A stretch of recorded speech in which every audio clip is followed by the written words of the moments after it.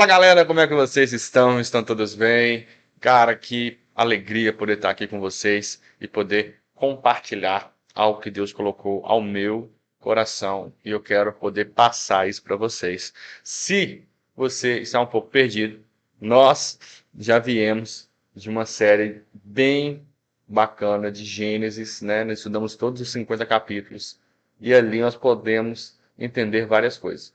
Só que não é sobre Gênesis que vamos falar hoje. Vamos falar hoje sobre Levítico, capítulo 17, do verso 10 ao verso 11. E a palavra fala assim: E qualquer homem da casa de Israel ou dos estrangeiros que peregrinaram entre eles, que comer algum sangue vivo, contra aquela alma que comer sangue, porém minha face e extirparei do seu povo.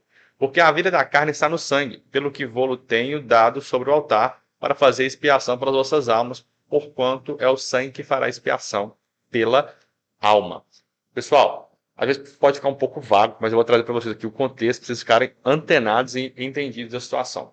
Primeiro de tudo, lá na minha igreja nós estamos fazendo um estudo na escola dominical sobre o livro inteiro de Levítico, né? Anteriormente eu trouxe o estudo lá na igreja sobre Gênesis, só que agora nós estamos fazendo um estudo coletivo. E qual que é o legal da situação?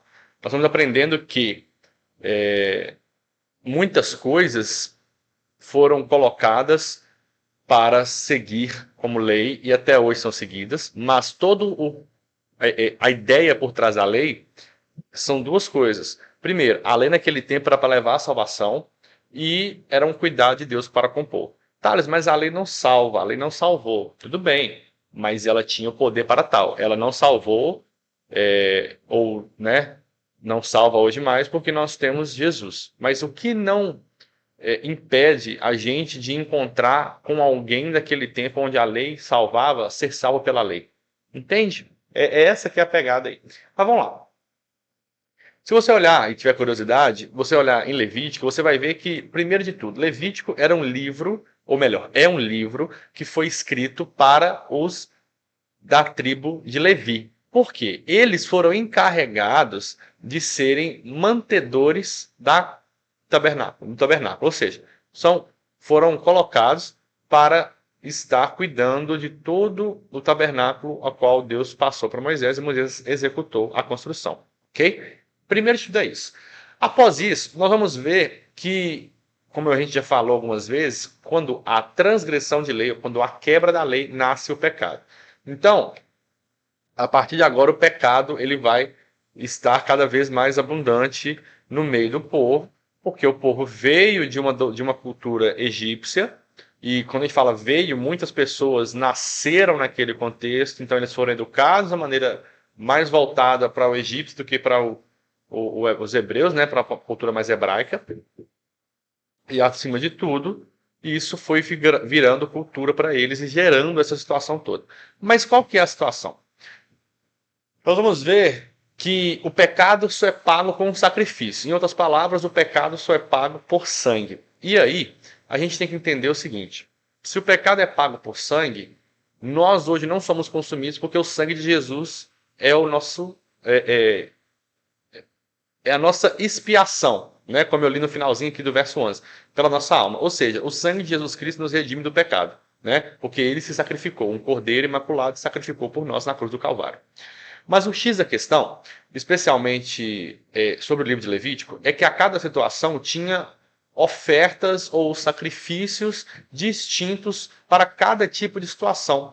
Por exemplo, se eu e você tivéssemos cometido um pecado X, nós deveríamos fazer X sacrifício, entendeu? Por exemplo, se eu não estou enganado, né? Para Arão, que era o sumo sacerdote, poder entrar no Santo dos Santos, ele tinha que fazer uma oferta de um touro novo e um sacrifício de um touro novo e uma oferta de uma ovelha, né? E essa ovelha tinha que ser totalmente consumida. Aí, dependendo de um outro sacrifício, por exemplo, sacrifício pelos pecados, tinha que pegar um animal, normalmente era um touro ou uma cabra, né? Quando eu falo cabra, pode ser ovelha também, depende aí da tradução da Bíblia e da minha memória também, claro, que você levava até o pátio, né? E o sumo sacerdote estava lá, era colocada a mão sobre a cabeça do animal, né? E proferia os pecados e o animal ou era morto, né? Consumido pelo fogo, ou era direcionado ao deserto com a finalidade de se perder. Ou seja, né, o pecado não está no meio daquele povo mais, trazendo esse entendimento. Mas aí, o que nós precisamos olhar, pessoal, e entender sempre nesse detalhe aqui. Voltando para o contexto, o povo já tinha hábitos de Egito, de estar com essa cultura. E quando Deus coloca essa regra, onde não era para consumir sangue, não era para beber sangue, não era para comer sangue, Deus está falando o seguinte: não coma, não consuma, porque não me interessa a carne, mas me interessa o sangue. E aí a gente até hoje faz analogia.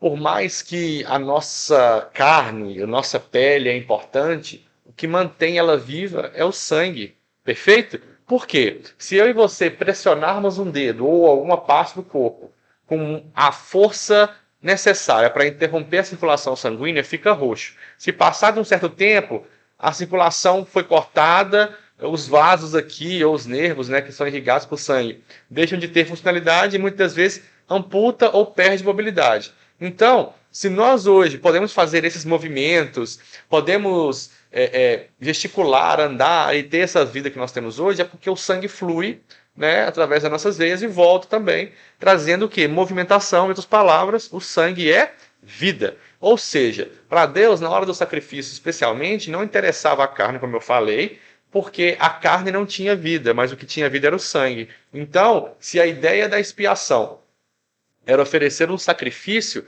eu tenho que sacrificar aquilo que é vida, não aquilo que não tem valor. Então não interessava a carne, mas interessava o sangue, porque o sangue era vida. Parece que eu estou fazendo muito repetitivo, mas eu estou querendo que vocês entendam. O que interessava era o sangue. Então, em outras palavras, se tivesse como só retirar o sangue, né? Naquela época era mais complicado, talvez hoje até tenha, né? Só de retirar o sangue e deixar a carne, talvez o que interessasse mais a Deus naquele tempo era só o sangue sendo queimado no altar. Perfeito? E aí entra algumas situações. Por exemplo, uma membro lá da igreja levantou: Thales, por que minha avó, minha mãe e minha avó brigavam e tal? Porque minha avó dava chouriço para nós, que era aquela linguiça de sangue, né? Com algumas coisas a mais, de porco e normalmente de galinha também. E falava que é pecado e tudo mais. E aí exatamente por isso. Por quê? Porque o sangue significava vida. E até hoje ele significa vida. Eu não sei se o pastor de vocês fazem isso na Santa Ceia, mas o meu, que é meu pai a propósito, ele faz praticamente toda ceia. Ele pega o pedaço do pão e mostra: olha, sem Cristo, né, ou melhor dizendo, sem vida, nós somos sem graça, somos pálidos demais, mas aí ele vai e dá uma mergulhadinha só numa ponta, né? O pão lá da igreja é quadradinho, aí ele vai dar só uma mergulhada na ponta e o pão já suga ali o suco de uva, né? O cálice, e já se torna o que é o sangue de Cristo, que a gente já entende simbolicamente a potência de orar, e já começa a tomar uma outra cor. Então, assim, é isso que é a situação. O corpo, e é uma realidade, irmãos. Se nós, por exemplo, se eu tenho um rostinho mais corado, ou se eu tenho uma parte um pouco mais rosada, é porque o sangue está fluindo ali. Porque uma vez que não está, a gente vai ficar desnutrido, a gente vai ficar sem beleza, sem formosura. Então a vida que Deus nos dá, ela é pulsante, ela é corrente, ela é movimentada todo o tempo para nos trazer vida. E quer saber uma coisa? Aonde há movimento, há vida. Aonde há vida, há movimento, porque nós temos que entender que tudo que está fluindo e acontecendo é importante. Aí eu já sei o que está acontecendo na sua mente agora. Meu Deus, Thales, meu Deus, pastor.